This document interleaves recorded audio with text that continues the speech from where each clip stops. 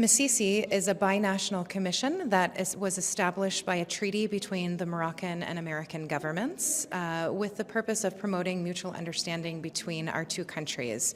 Our flagship program that is supported through MACECE is the Fulbright Program, which is an international exchange program of the U.S. government operating in 160 countries, 49 of which have binational commissions like the one here in Morocco. We support 14 programs between Morocco and the U.S. and send about 60 to 70 Moroccans to the United States every year and bring about 30 Americans to Morocco. Moroccans go to the U.S. for study, a master's degree, for research at the doctoral level or at the PhD level, and also for professional development.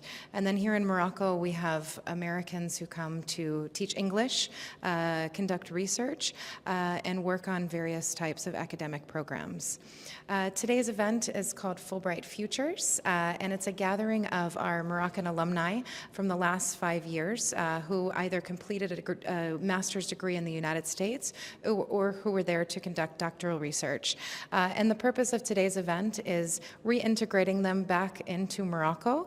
And now that they have had this U.S. experience, it's now joining the workforce in Morocco. So we've partnered with the private sector for this evening so that they have a chance to meet these fresh Fulbright alumni who are now back and who want to make an impact in Morocco. And we hope that they'll invest in these new Moroccan alumni and hire them for jobs, support them on projects, and collaborate with them to foster the continued friendship between the United States and Morocco. So in terms of longevity of the program and sustainability of the program, we always have to look at additional sources of funding. We're very grateful that we've had a long-term investment in the Fulbright program and in MACECE from the American and Moroccan governments. And so as our primary funders, it's very important that the Commission and our Fulbrighters respond to the priorities of the two governments. And how we do that is twofold. First is that it's about what the national priorities are. So in the case of our doctoral students and our professors, they go to the U.S. to work on research topics that are apropos to Morocco's priorities. That can be in the form of things like food security, water management, renewable energies, cybersecurity, human rights, international education, things like that. The researchers are also working at U.S. institutions where they can work in the top research labs around the world and bring that technology back to Morocco. They're also working on publications and publishing in international journals and contributing to international scholarship. In the case of our master's students, they return to Morocco with U.S. degrees. They become proficient in the English language, they've developed their soft skills, and they come with an international mindset. So they can really integrate into any multinational or local company here with skills that employers need. At the same time, as we're responding to the priorities of the two governments, as I said, sustainability is important. So we really do need to partner with the private sector in hopes that they also will help us sponsor some Fulbright scholarships in the future.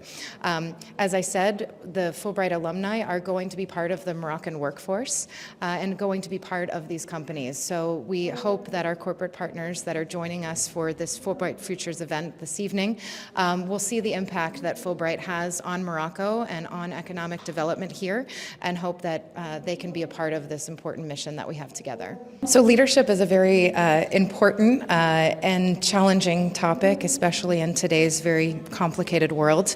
But I think Fulbright alumni are really equipped to take on this leadership challenge. First, they've had an international experience. They've gone out of their comfort zones. They've learned how to be adaptable, flexible, and agile, which is really part of what companies and the workforce needs. We need leaders who are able to adjust, who are able to change their perspectives, who are also having this international or global mindset, because we know this world is interconnected, and without leaders who are able to connect all those dots and transcend borders, they're not going to be successful. I think another piece of the Fulbright program is the concept of servant leadership, and the idea that leaders serve the people that they work with. And part of the Fulbright program is sharing knowledge across communities, and the idea that our Moroccans go to the United States, they get this experience in the US, and they bring back what they've learned in the United States back to their local communities here in Morocco. That's all part of leadership. It's paying it forward. It's not only having your own experience, but sharing that experience with others. So those are just some ideas of how they can redefine leadership, but certainly knowing them, they're very creative, innovative people, and I know that they're going to bring a lot to the experiences they'll now have in Morocco in their future careers. It's really hard for me to pinpoint one success story of a Fulbright alumna or an alumnus, because there are just so many of them. Over the past more than 40 years, we've had a community of 4,000 American and Moroccan alumni built just through the Moroccan-American Commission. So thinking of one story is very difficult, but part of why we put this event, Fulbright Futures, together is to bring all those stories together.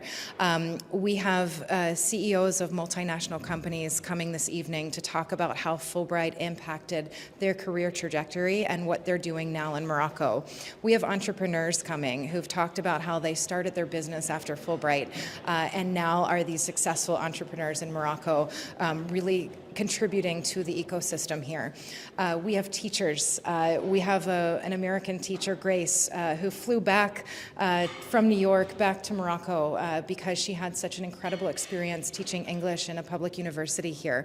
The success stories are numerous.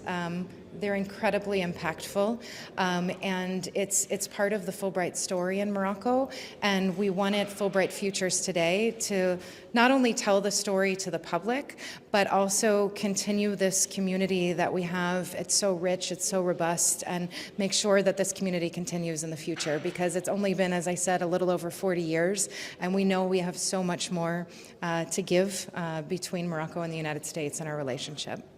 So in terms of last words, the theme of today, Fulbright Futures, is empowering alumni, driving change.